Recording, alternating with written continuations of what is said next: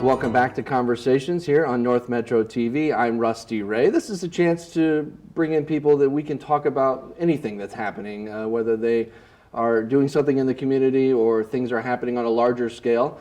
And we can kind of get a better idea about what that means for folks here in the North Metro. And that's certainly the case today, as we're now just shy of perhaps 2 weeks into the 2020 legislative session in St. Paul. We're very happy to be joined today for this conversation by Senators Michelle Benson and Jerry Newton, both representing different parts of Anoka County. Thank you for being here. Glad to be here. Thank you for inviting us. And like I said, we're just into the legislative session, and there, as always, is a lot happening, and there's a lot on the table.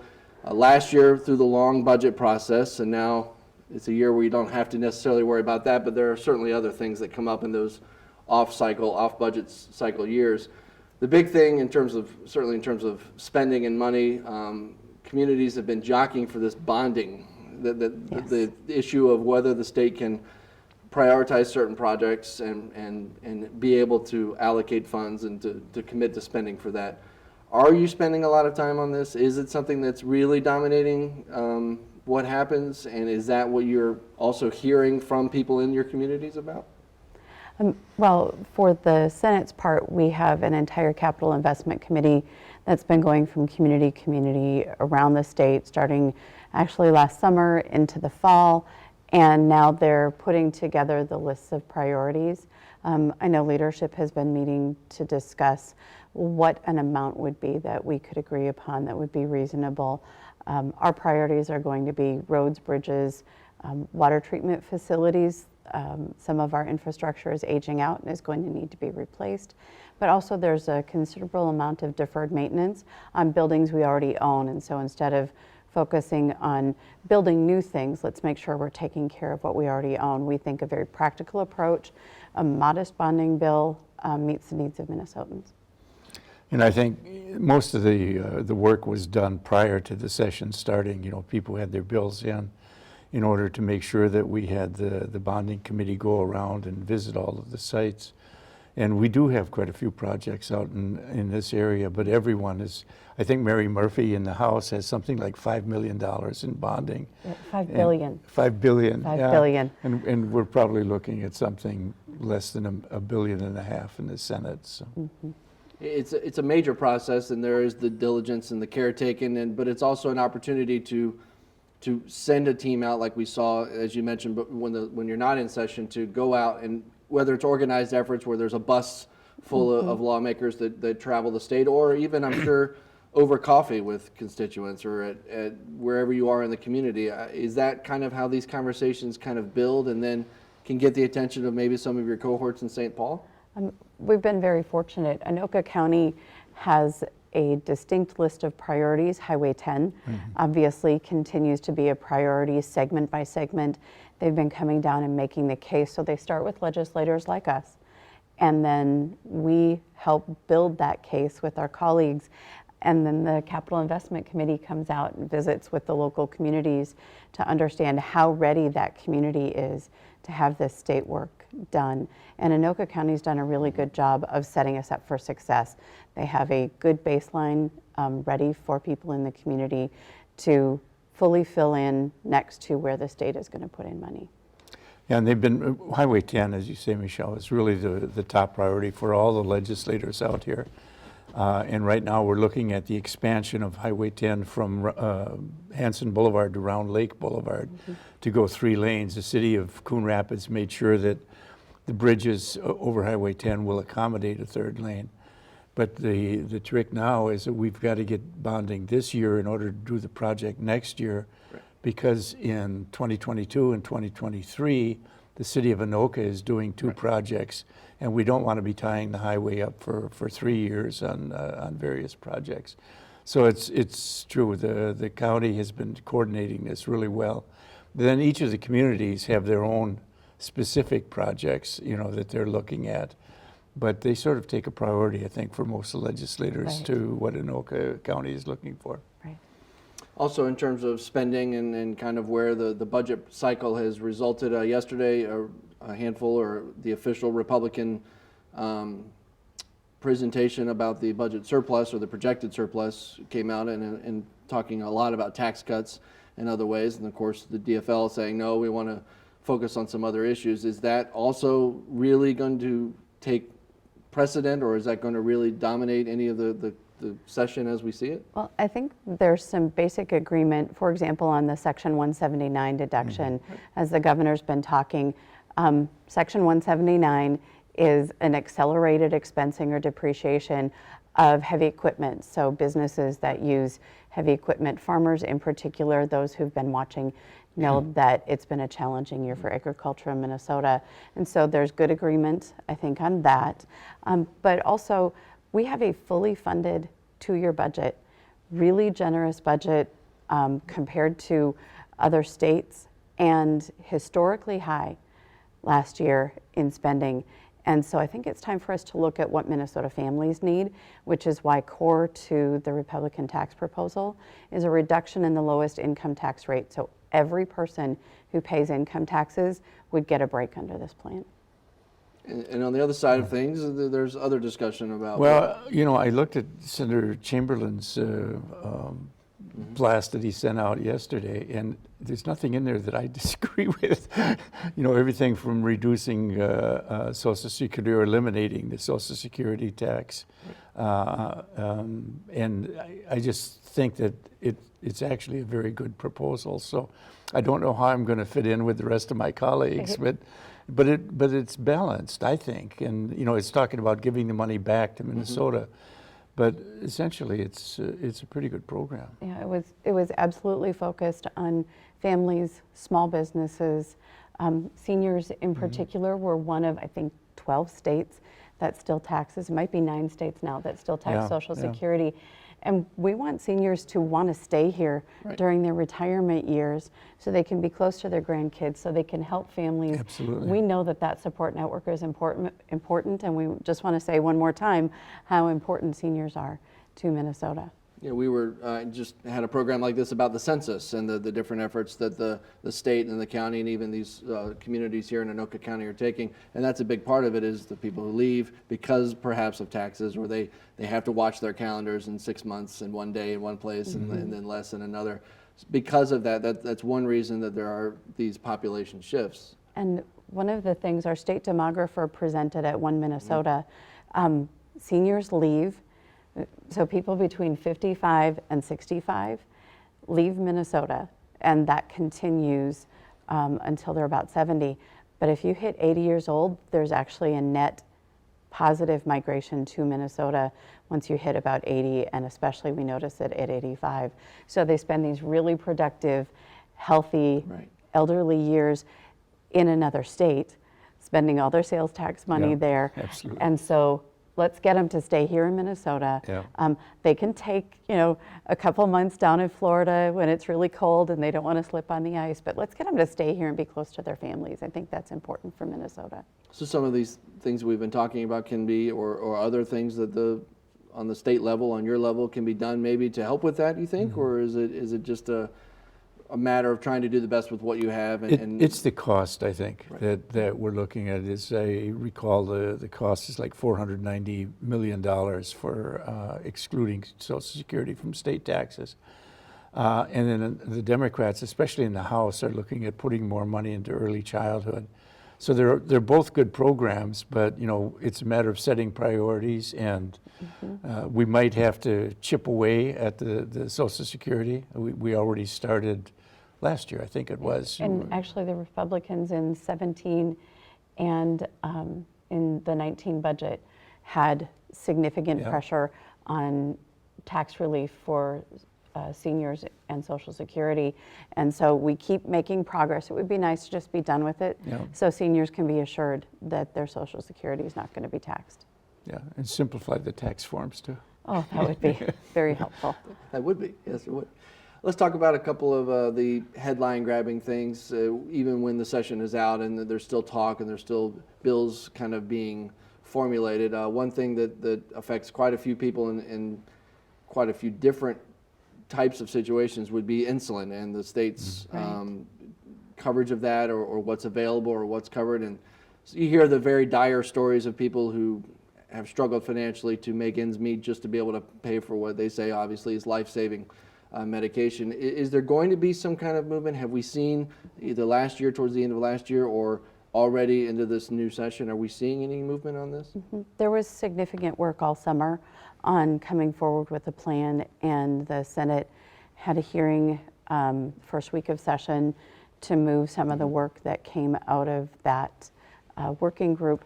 And then there's a hearing scheduled for judiciary because there is some data sharing to obtain the benefits of an insulin support program. So that hearing, I believe, is scheduled for Monday. Okay. Don't quote me on that, but it is scheduled in the Senate to keep moving. Senator Scott Jensen, we had an author change, and so Senator Jensen's a doctor. He deals with thousands of people who have type 1 and type 2 diabetes. He's really passionate about finding a practical, affordable solution. The House solution is $40 million. That's more than we even spent on opioids. And so we have to find something that's a little more reasonable and affordable. And I think Senator Dr. Jensen's going to have a good answer for that next week. And Senator Benson works on this daily. I mean, this has been taking a lot of her time.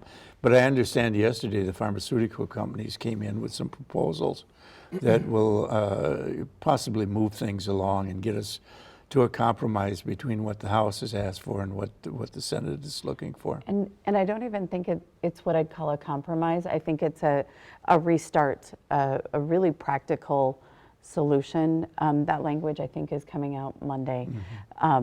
But we're appreciative that they finally decided that there's a problem and they are going to be part of the solution instead of us compelling them to do something. Is there anything in particular about Minnesota, whether it's the population, the demographics, location, socioeconomic, that contributes to this, or other states having very similar conversations about very similar issues with insulin in particular? We actually have a more robust safety net than any state except Massachusetts. And so this was really a failure of a market. Insulin is the most highly rebated drug. More than 70% of the price is rebated by federal mandate, but it's only available to a small group of people. And so the price is really high, and then the feds demand rebates. It just appears really high to everybody else in that market.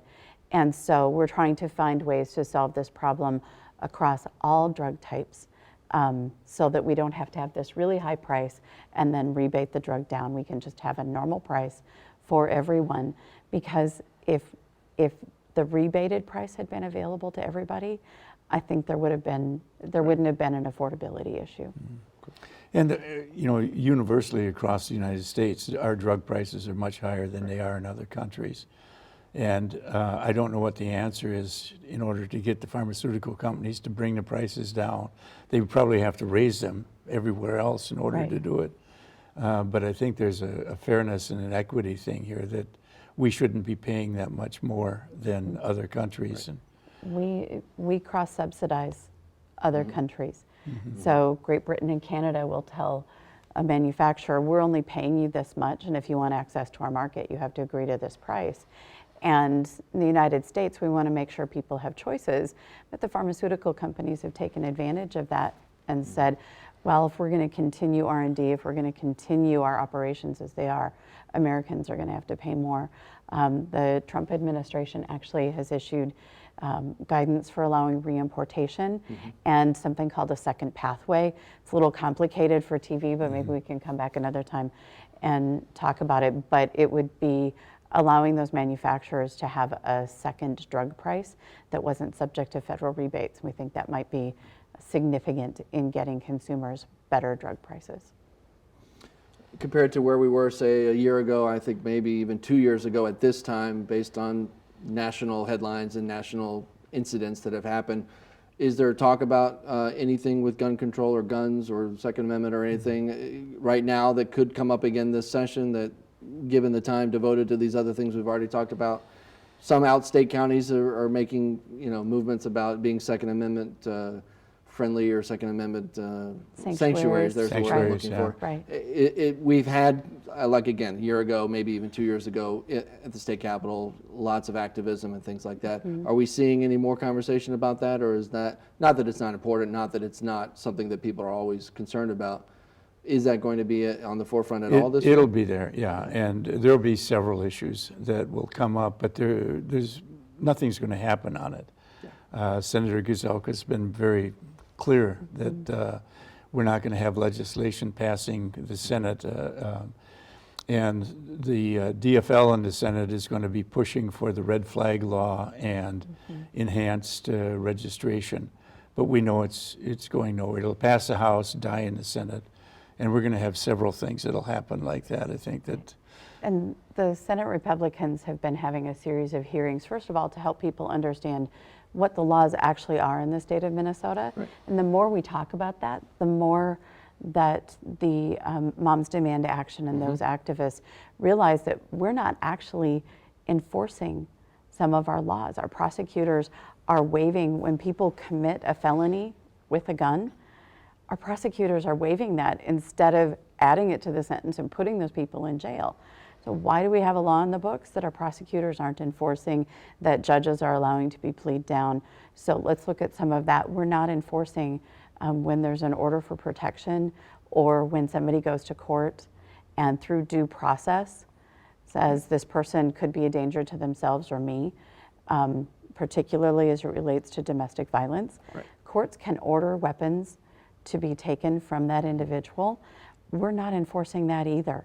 So let's start with enforcing the laws that we have. Let's, if we need to, up the penalty for straw buyers. Right now it's a misdemeanor. And so if you buy a gun for someone you know is a felon and give it to them, it's a misdemeanor in Minnesota. Most other states it's a felony.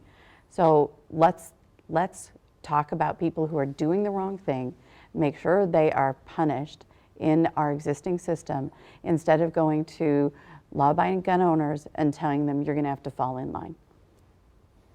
This year in the cycle happens to be a year where in 2020 everybody in the state capitol is up for re-election, or their Except the seats governor. are up, except the governor. right.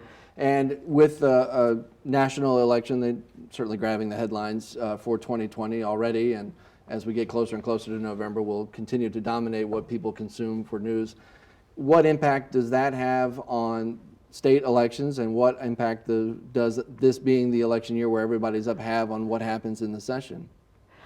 I think it's huge. Right. You know, it's like a crapshoot. We have no idea what's going to happen on the national front, but it's definitely going to affect our politics here. So no one that I know of has any idea of how the national elections are going to turn out, or exactly how they're going to be impacting us. And at the Capitol, it's an election year, so there are people who want to get one more bill heard so that that they can keep a promise to a constituent. Yeah. They have one more idea, and it makes things a little bit busier. We're up to 3,500 bills. Over 4,000 now, Michelle. Is it over 4,000? I didn't count the numbers on introduction. That's a record. Yeah. Election years make for a lot of fast movement, but not a lot of, I'm afraid, getting done, because people kind of hang on a little tighter in an election year and try to make it about the message. The national election is going to impact turnout in Minnesota and the enthusiasm by various voters. My concern would be folks who are independents. Yeah, Do they feel like absolutely. there's a candidate for them in either of those parties? Do they have a reason to turn out? And so I think folks like Jerry and I, our colleagues in the legislature, are going to have to talk to the average voter and make sure that they come out so the voices in communities are heard and the noise of the presidential election doesn't muffle local voices. Yeah. And there is a lot of noise with that. The president has made Minnesota one of his target states because of the close nature of what happened in 2016 in Minnesota, and saying that he's going to win and putting resources here and appearing here. I'm sure he'll be appearing here again very soon as we get closer even to Super Tuesday. Is that having any impact in St. Paul?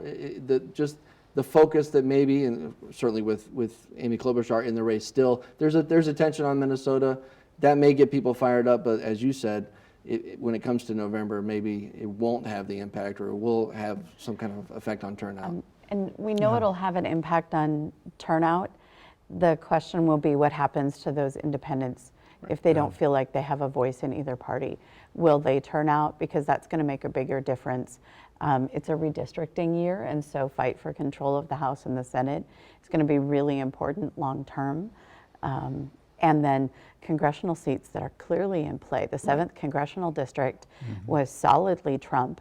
Right. If they get frustrated with Colin Peterson, they'll walk away. And we have some good candidates on the Republican side out there. So we could see some shifts in Minnesota. The core metro, the 4th and 5th congressional district, I don't think we're going to see any movement there. Right. But turnout in particularly the 7th will matter a great deal. Certainly. Yeah, and it's a matter of, if people are turned off from the elections one way or the other. And a lot will depend on who the Democrats end up selecting as their candidate, and whether we go with someone like Bernie, who's really to the left, or whether we end up with a more moderate candidate heading the ticket. It's going to make a big difference. And I know the last time we had a presidential election, I was knocking on doors, and there were people who were Bernie supporters who just refused to come out if Bernie wasn't the candidate. So we'll probably have some more of that again as well. So A lot of dynamics. It's a lot of Yes. distraction, I think, for those of us at the Capitol. We're just trying to get, as Michelle says, we're just trying to get bills moving and get them through, and get to the 18th of May and get out and start Or knocking earlier. on doors, or Earlier earlier. would be great. If you can do that, it'd be great. She was talking about bills. I had some bills in the Veterans Committee. I'm the DFL lead on the Veterans Committee. And one of my bills turned up yesterday before committee, and a Republican legislator carried it, Jason Rarick. And come to find out that what happened is several of my bills that are good bills are being passed over to Republican legislators who need, to have a bill of some sort. And that's the game that we play. If the Democrats were in charge, we'd be doing the same thing. But it's just, They need the volume. They need the. well, and you need to have something that you can go home and hang your hat on. And if you've got a decent bill. Well, and with a divided government, if you want something to move in the House, you try to get a DFL author, and if you want something to move in the Senate, you try to get a Republican author. On my committee, what I try to do is reverse that sometimes. So a member of the minority in the Senate carries it, but a member of the minority in the House carries it as well, so that we have a balanced approach to the work. So I'm sure there's a DFL author in the House trying to get that bill moving as well. Yeah. It's already passed the House. It Yeah. passed 127 to nothing last session. Yeah. So it's to recognize the first Saturday in October is Veteran Suicide Awareness Day. Okay. Pretty simple bread and butter Sure. bill, Yeah, sure. and it's passed the House. But now, Jason has got it, and he's going to go home to the VFW and say, "I passed a bill Look for what I veterans." did. Yeah, exactly. But Jerry, you did some pretty significant work for the Lions Eye Bank. Yeah. And we took some of your language and amended it on a bill, and it really got something moving. And you helped generate a really good conversation about eye donation and the Lions' very important role in Minnesota's eye bank. And so excellent work in getting and that what they're doing, and conversation I think Scott Jensen's going to carry that now, is he, or are we going to continue with it? I've been told that they have worked it out. So because Oh, of the great. pressure you brought, they resolved the conflict Yeah, between a national eye bank and our local Lions working with the University of Yeah, Minnesota. yeah. So if you hadn't brought that language and we hadn't raised some pressure, I don't know they would have resolved Well, and it. if you hadn't accepted it, I mean, it shows that we do work together. course. And Of course. even though we're different parties, we recognize when something is good, and you helped a lot to come up with the right wording for that bill. But hopefully we'll get this resolved, because the Lions do a lot of good for our communities. Certainly. And they harvest eyes, and those eyes are donated, and the corneas are donated back to the University of Minnesota, either for transplant or for research. And we've got an outside company that I'm afraid is going to be opening the door for the sale of body parts long term. I mean, it's against federal law, it's against state law, but just the way the laws are written, I think that's a possibility. They were doing some processing, and a for-profit institution was doing the processing. Lions is a nonprofit from beginning to end, and so being able to keep them and their important partnership with the University of Minnesota matters. So this is a good time for us to remind people you can donate your eyes upon your death. You can donate organs, but also your eyes, and they really do make a difference in the lives of Minnesotans. Yeah. And even if the eyes are old and not so good, they use them for research. You can use them, sure. Yes, Yeah. they do. Good example of cooperation in this little bit right here. That's good to see and good to hear. I think that's encouraging to support each other and to kind of let people see that this kind of cooperation is possible, whether you're in the same county or same community. You know, it's not only possible, it's much more common than I think the general public thinks, that we do work well together. There are always a few issues that are going to separate us, but I would say 90 to 95% of the issues they're collaborative. We try to find the best possible law and design it and try to work it through the committees. So there's a lot, we don't disagree on many things. Even when you fundamentally disagree with someone, like Senator Jeff Hayden and I fundamentally disagree on a lot of issues, but we have a relationship that he'll say, I know how you're going to vote on this, I know why you're doing this, and I can say the same thing to him. So then when it comes down to the things that really matter, we haven't caused damage. You can cause a lot of political damage by being unnecessarily cruel. You can disagree with someone without being hurtful, and I think that's a lesson that a lot of the public doesn't know, a lot of people on social media don't realize, that once you start damaging someone, it's really hard to build a bridge back. But we can fundamentally disagree on many things, and then at the same time, as long as you have manners and you treat people decently, doesn't matter how much you disagree, you'll find that opportunity to work with them. You're right. That's something that needs to be repeated, I think, on a larger And I found scale. coming from the House to the Senate that the Senate is much more, how would I say, a little more sophisticated in our relationships. The House it's a bit more raucous, and there's a tendency to be, if they're a Republican, they're no good, or if they're a Democrat, they're no good. That sort of attitude that pervades, and I don't see that in the Senate. No, I think grace and courtesy go a long way. Excellent. I want to wrap up maybe with just this question or this thought.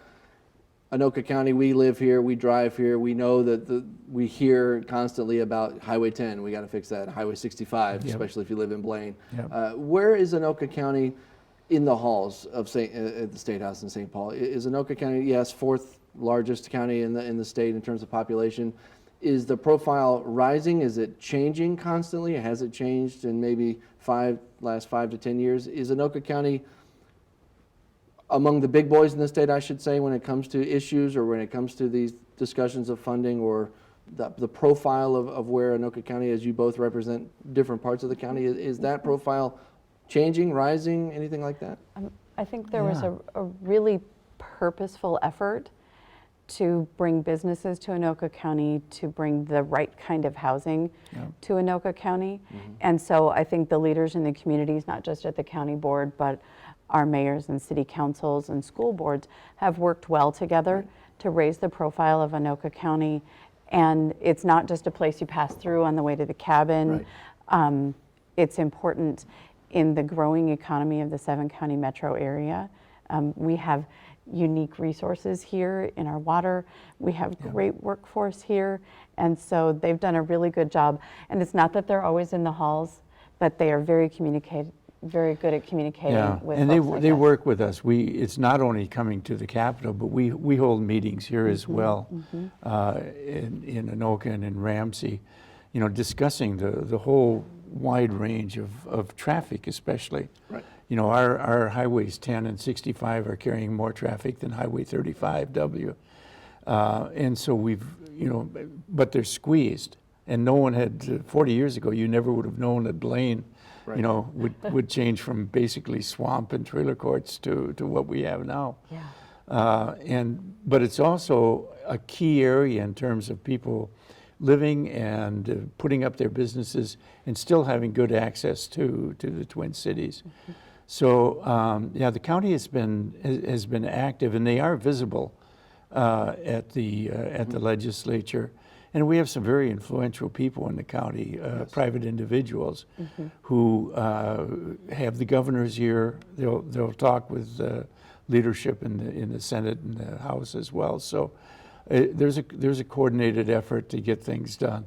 And we've got the attention of the Department of Transportation. Absolutely. MnDOT is out here. They know about Highway 65, don't they, Michelle? Yes, very much so. Certainly. Okay. Well, Senators Jerry Newton, Michelle Benson, thank you for taking time to talk about everything that's going on. I know there's more going on that we didn't discuss, but this is a good kind of touch point here at the beginning of a very, very big year. So, Very good. Good, Well, thank happy you. to come back. Yeah. okay, we'll take your word on that. Yeah, Maybe thank we'll you have you very back. much. Yeah. Yeah. Thank you. Thank you so much. And thank you for joining us for this episode of Conversations here on North Metro TV. I'm Rusty Ray.